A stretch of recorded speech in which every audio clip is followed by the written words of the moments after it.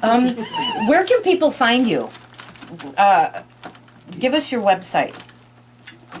We don't have a website for the Gasp. the Laughter Club doesn't. The library, Gale Borden Public Library, has information about the dates of it on their calendar, their event calendar. If people want to try to friend me on my Facebook page, I'm open to that. I talk about the Laughter Club sometimes on there.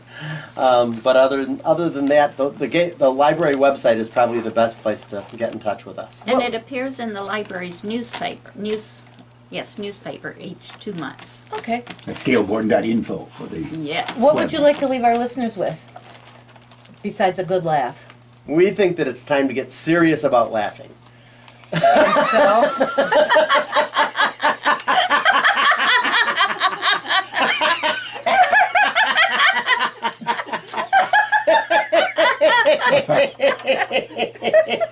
It's contagious. That's all I can say.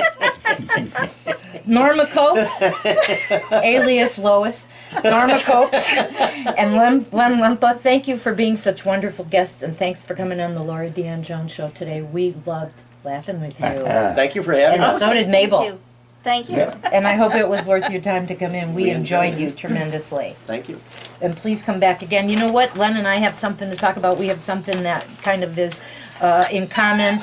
In July of '77, I took a, I don't know how to, how do you describe it? The laughter yoga is a lot easier to describe than what you're about to go into. It was called EST, Earhart Seminars Training, and I took it in July of '77, and Len took it in January of '79, the weekend of the blizzard. And it is now called Landmark.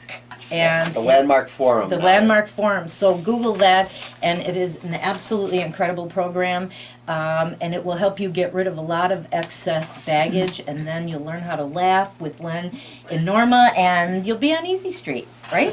Thank you. And just like that, it's halftime.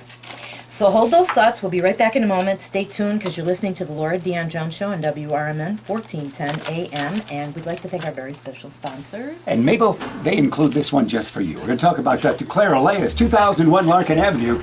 And, you know, she's 23 years of chiropractic, well-known in town. You can give her a call, 847-888-9988. And, you know, taking care of the back can be a laughing matter, sure, but it's all serious at times. And she always does a good job. And once again, perfect posture. You are right there. Dr. Claire Elias, that's Exhibit A for Diva, being her #1 student there. So that is Dr. Claire. And also, you know about homes for the holidays. You know that. You'll have your striped shirt out like that from noon to 5 this upcoming Saturday. So we'll see you there. And a very special thank you to Snob Hounds and Casey Tool, weekly sponsors of ours, without whom our show would not be possible. And this is the Laura Dion-Jones Show. I'm Laura Dion-Jones, and it's time to give a warm welcome to Lois Roelofs. Okay, and I'm not Norma, so thank you. I know. Oh, God, I am so getting it. It must be stress, hormones. Is this possible? Surely. You know what I mean? And Senior moments. yeah. That's it. Senior. Good call. Oh, Sorry about over there in the pink shirt. Anyway, Lois is a PhD and nursing professor extraordinaire, and we would like to welcome you. Thank you. And why don't you give us some information on your background, first of all, like where you grew up and... I grew up in a whole lot of places because my dad was a minister. No and kidding. so we moved about every 3 or 4 years. Started out in Iowa, then went to Long Island, New York, then Lafayette, Indiana, then Grand Rapids, Michigan, and then sort of since we've been married, we've moved quite a bit too. But since the 60s, we've been in the Chicago area. Wow, no kidding. What motivated you to write Caring Lessons? Well, talking about laughter, I have a friend that I went back to school with. We went back to get a bachelor's degree in nursing, and we were one of those contagious, infectious people laughing in a class when we were starting to take theories of nursing, and we thought, we've been nurses for 15 years, we've never needed theories, so why should we have to learn a theory now? So we would look at each other and just laugh, and we sat in the back row and thought for sure, you know, we're going to get kicked out of the class. But that got me started in going back to school and getting my degrees, bachelor's, master's, and then PhD. And then after I retired, my friend, this friend Mariana Crane, she said, why don't we, one of us said, we can't remember who exactly started, but one of us said we should write our stories before we forget them. So I started writing them down, just simply to write them down before I forgot them. Had no idea where this would go. And it's been out a year, and it's really doing well. For just a little kind of nobody. That's the way We're I all feel. nobody. We're Yeah. all like that. You know, one time, Yeah. a long time ago, in another life, and I was very young, and I was dating an older, wealthier gentleman, and we went to my first black tie dinner. And I was like Pretty Woman, but I didn't shoot the escargot across the room. You know what I mean? And I told him, I said, "Gee whiz, I feel so out of place here." And he said, "Baby, everybody here is a ghetto rat at heart." And he was first generation Italian. His parents were from Italy, and he lived on Taylor Street. So, you know what I mean? Everybody is the Right. same. Everybody, so don't say little nobody. I'm going to hold up a picture for our YouTube. This is the cover of Lois's book, Caring Lessons, and it is fabulous. Nurse, non-nurse, medical profession or not, it's outstanding. You originally wanted to become a stewardess and not a nurse or a teacher, and I know from me reading your background and doing some research on you, you were like adamant about that. The last thing in the world I want to be is a teacher, and the last thing in the world I want to be is a Exactly. nurse. And here Exactly. she is, a nursing professor. Right. I Give us ended the up scoop on that. doing both of them. Well, in my home in the 50s, which is true for a lot of women my age, you were either a teacher or a nurse. So stewardess at that time was kind of, Racy. naughty, Yeah. coffee, tea, or anything. And so I chose to go into nursing because I liked my older sister's cap. She was a nurse. Of course, we don't wear caps anymore. But anyway, I went in because I liked her cap and I didn't want to grade papers. And my mother was a teacher, and I helped her grade papers all the time, and I hated it. So when I got in, I practiced for 15 years, went back to get my bachelor's. And while I was meeting with my advisor, she said, well, you really should have a minor. And I said, well, I'm just here to get a bachelor's. And she said, well, what do you want to have as a specialty secondarily? And I said, nothing, really. I had just been home with 2 babies. I didn't know anything about anything at that time. She said, well, you may want to teach. I'm like, oh, no, I know I never want to teach. She said, well, I'll give you a education minor. So I took the education minor and then went off to teach. And shortly after that, the state of Illinois passed a law saying you had to have a master's to teach. So my chair at that time at Prairie State College called me in, and she said, you seem to have a bent for this. I think you should get a master's. So by that time, I'd been med-surg, and I didn't want to do GI. I didn't want to do respiratory. I was kind of sick of body systems, but I liked how people responded to their illness, and I thought, well, I'll do psychiatric. So I went and did a psychiatric master's at University of Illinois. And then, of course, the more you go back to school, the more you learn you don't know. So eventually, I went back and got the PhD as soon as both my kids were in college. When my youngest, My hat is off to you. when my Love it. youngest left for college, I left for my PhD. I thought I have to get it before I'm 50, and I did. I just made it. So God, I'm a lifelong learner, and I push lifelong learning. no kidding. What does your book title, Caring Lessons, mean? Caring Lessons was something that Mariana and I came up with, actually, in a jam session. We live in different states, and we get together frequently to talk about our stories and our books. And one of us said caring lessons. I don't know which one, but I just figure now it sounded good because Ann Tyler's Breathing Lessons, I knew that famous book, and I thought, well, caring lessons, we care for and care about patients, we care for and care about ourselves. And being a teacher, of course, I learned many lessons and I taught many lessons. Everybody Very needs caring simple. lessons. You know what? Lois gave me this copy of her book, and I would like to read the dedication that she put in it because it brought tears to my eyes. It says, for Laura Dion-Jones, who exemplifies caring for and about the welfare of others in her motivational work. So, Very, thank very you. true. I read all about you on the web and watched you on the YouTube, and I thought, well, and we met at the Northwestern Yeah. Conference last summer, and I thought, this is a woman who's dynamite.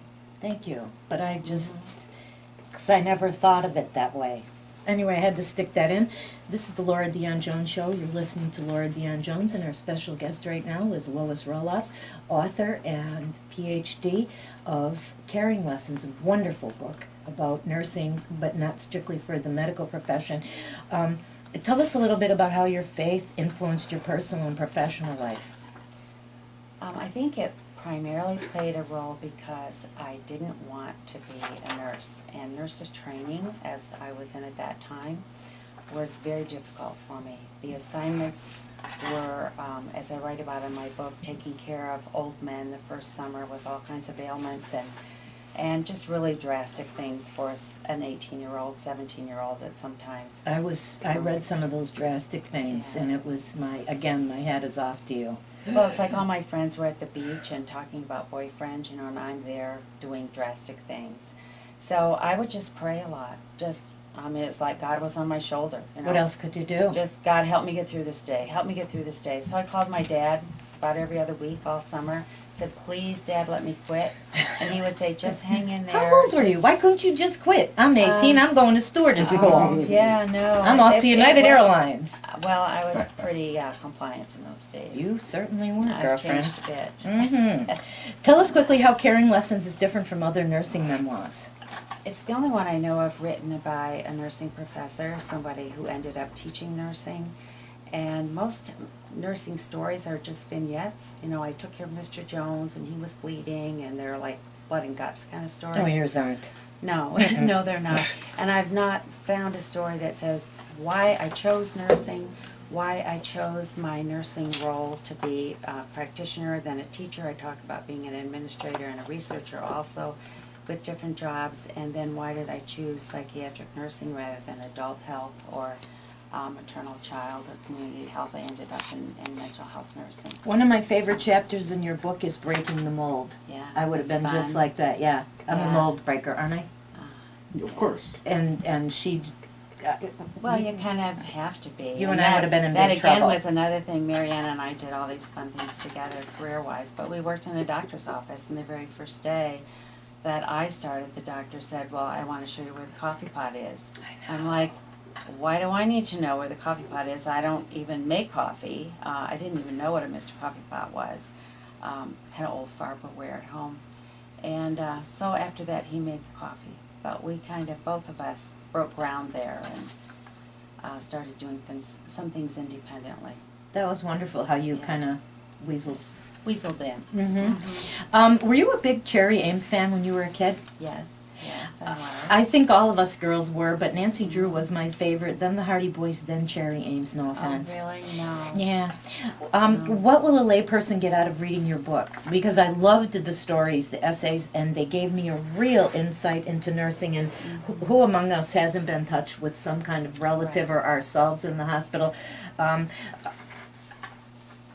hoping, and I have found from doing readings and presentations, that readers are finding out a lot about the educational process of nurses.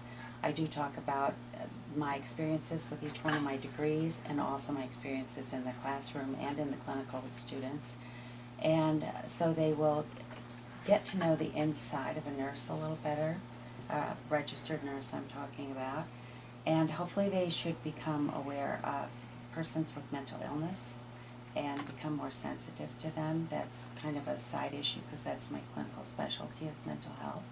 So I'm finding that people, you know, I always have somebody in line after a reading bursting into tears about, oh, you know, I talk about when my husband had prostate cancer, and I had somebody say, oh, my husband and I just had a big talk after that because he had no idea how I felt. And people with any mental illness in their families, they have said, oh, you're getting it out of the closet, thank you so much. You know, my brother, my mother, my sister, we haven't been able to talk about it. So just serendipitously things are popping up that, again, I sat down with my friend to write stories, had no idea. I didn't think about what would happen after it came out. I really never did. But I was fortunate to have help along the way and get it out. It And gets in the right hands, it's going to skyrocket, personally, Yeah. is what I think, because I thought it was Yeah. excellent. It's kind of, excuse me for saying this, Cherry Ames for grown-ups. Not really, Yeah. not really, well, but Cherry sort Ames of. the teacher. I I know. don't think there's a teacher one in Cherry Ames, so we need one of those. You know what? Do you do outreach, a program to go and motivate the students to possibly want to go into nursing? I haven't done students, no. You know what I mean? Yeah, no, I haven't done like high school groups and stuff like that. Well, even to encourage Yeah. young people in, say, junior college.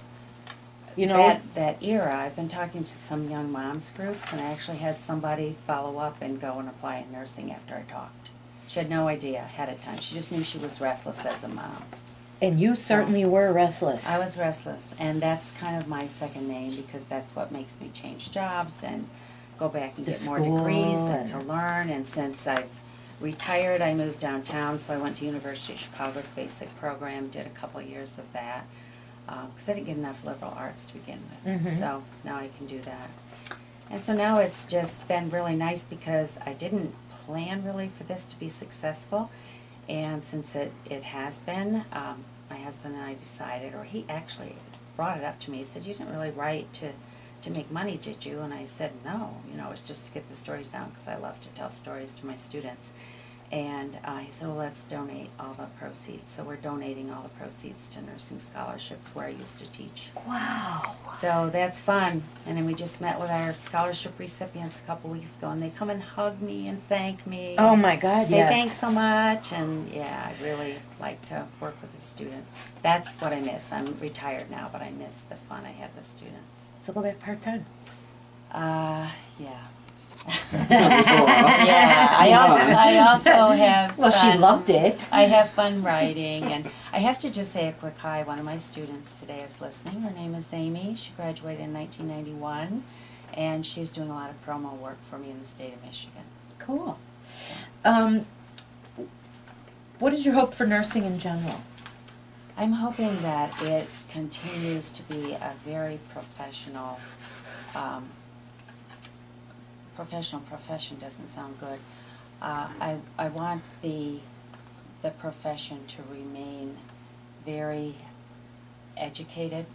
We have an inside kind of fight among us. What's the entry degree into nursing? What is it? Associate degree, bachelor's degree, master's degree, PhD, a doctorate, an ND, a nursing doctorate. There's not one accepted degree, and we've been working for a long time to get at least baccalaureate as entry, so that we're synonymous with other professions and can have a voice at the table. However, I did also teach in an associate degree program, and a lot of people can only come in at that level because they have many other commitments. So we are working on getting people to know they should go on and get a minimum of a bachelor's. There's a nurse, well, excuse me, back up. What's right under a nurse? Nursing assistant? There's also licensed practical nurses, they're LPNs, and I'm then not there's a su- nurse's aide. Well, she's not a nurse's aide, but her name is Charlotte. And this woman, she was practically running the whole floor of the orthopedic when I had my knee Really? replaced. Yeah. She is fabulous, and I spoke to her supervisor, and I said, "You have to encourage her to go to school." She says, "We have been begging her Right. to become a nurse Yeah. because this woman is a nurse. She Right. just needs to go and get the paper. She Right. needs to go and get the degree." I happen to have one of my nurses was just so totally not a nurse, hated it, and when she found out that I had been a clothing designer at one time, that's all she wanted to talk to me about. She wanted to be a clothing Yeah. designer. Her parents made her be a nurse, and she hated it. Oh, really? And it was sad to have on It's too one side of bad. the scale this woman, and on the other side of the scale Right. this woman Charlotte, who was like, No, nursing is such a "I'm going to wonderful- give Charlotte one of these. Yeah. Maybe we'll convince her to go to school." You say you have other things that you would like to talk about, and one of them is yearning for learning, and I agree with you that my yearning for learning is at an all-time high the older I get, and so is yours. And I think Exactly. sometimes what they say is true, that youth is wasted on the young. Yeah, Right? this time of life, especially now that I have time, I just love to take classes. I taught for over 20 years, so now that I can sit in the classroom and learn myself and go to concerts, go to plays, be active in my church, whatever I can do. It's really fun to do that. What's your professional mantra? Keep Keep your yearning for learning. my yearning for learning, always be inquisitive, always be curious, always be seeking, and also always be grateful for what you have and be willing to reach out for others.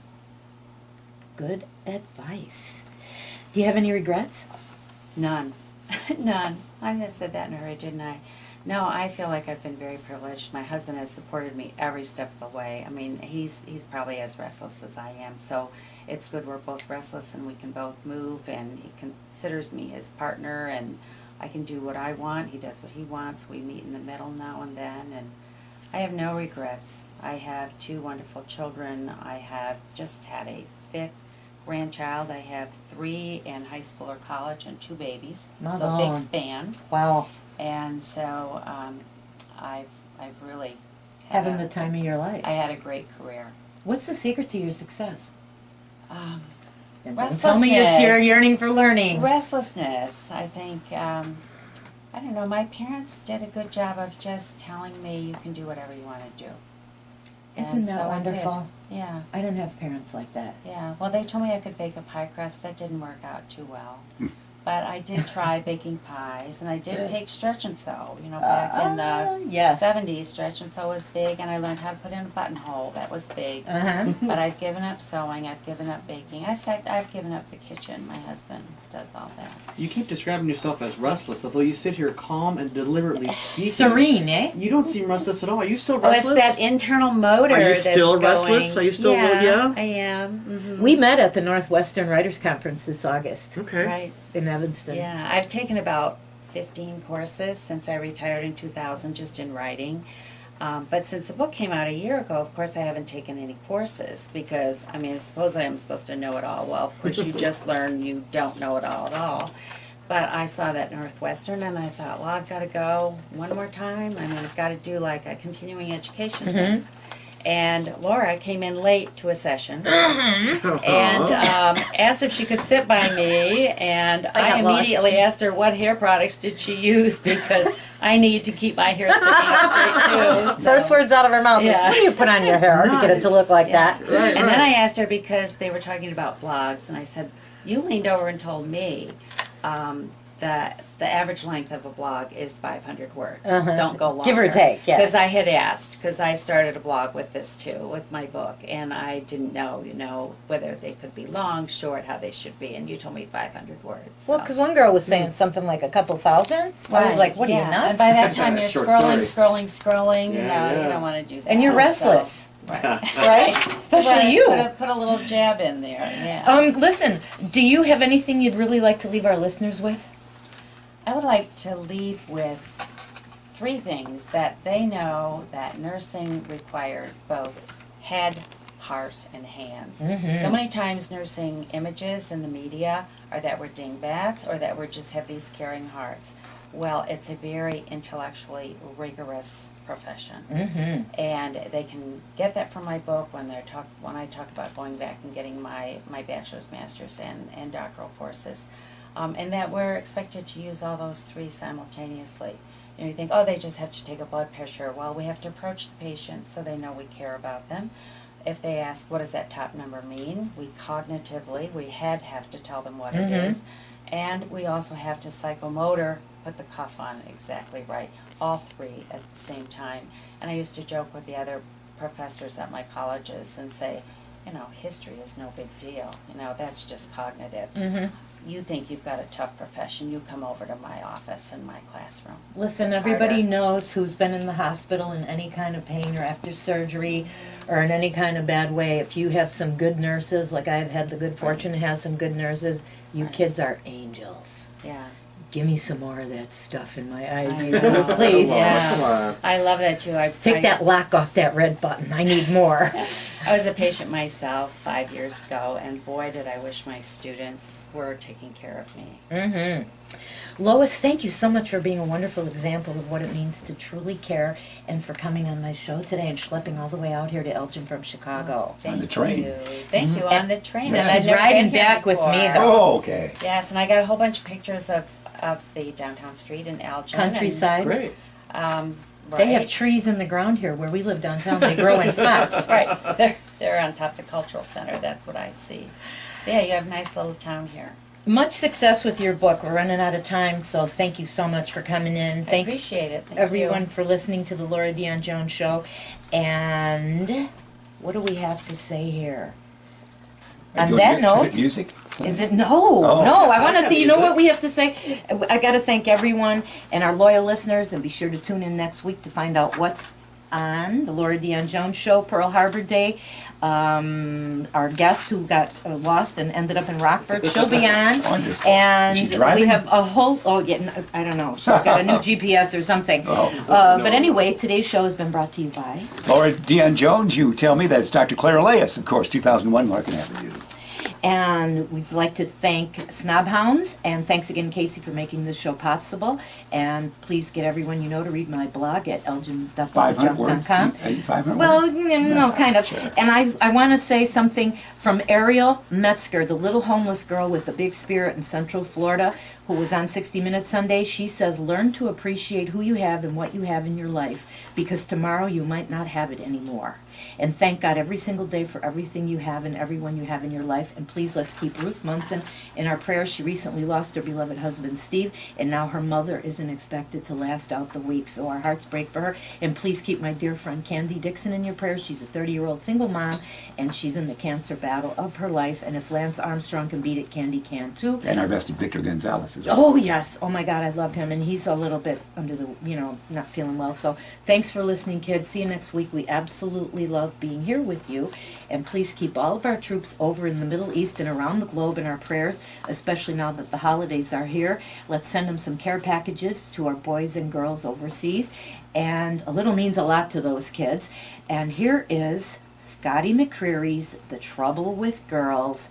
Hey, Mike, you know what The Trouble with Girls is? So this one's for you. Semper Fi, kids. Peace, and see you next week. The music. He's got number 1 and number 2 hits in the country charts this week. Victor Gonzalez. Victor Gonzalez has some stomach cancer. He's not expected to live. He's not? And, I know that, but I didn't know he's not expected to live. How old is he? He was born May 7th. He's 41. He had stomach cancer years ago. He came back. You're kidding me. He's really young. Thank you. I hope I was with the right time.